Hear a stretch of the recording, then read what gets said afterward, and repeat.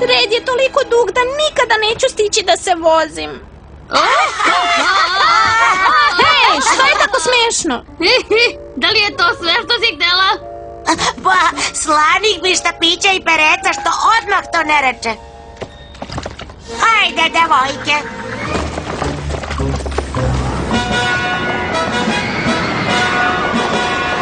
Mi smo članice Zlatne potkovice, najekskluzivnijeg kluba u Las Vegasu. A ona je sa nama. Dolazimo ovamo svake godine od kad znamo za sebe, a ponekad čak i ne znamo. Ima to svojih prednosti. Poput otmenih apartmana i vožnje vozićem? Tako je. I nadam se da voliš da sediš napred. Da! Ovo je zadivljujuće, zar nije tako? Žeđeru, verovatno bi trebalo dobro da se držiš sad.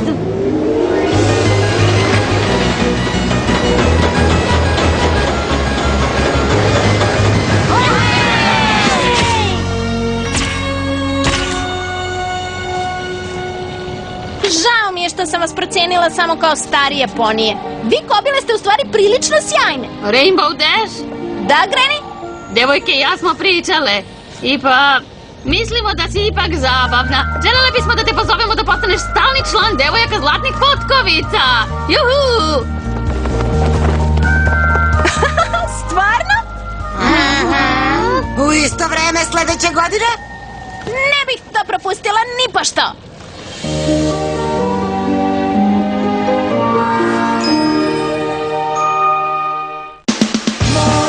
Uloge tumačili Marijana Aranđelović, Jelena Jovičić, Aleksandra Širkić, Snežana Jeremić-Nešković i Marko Marković. Tonski snimatelj Vladislava Spasić. Montaža Dejan Pavlović.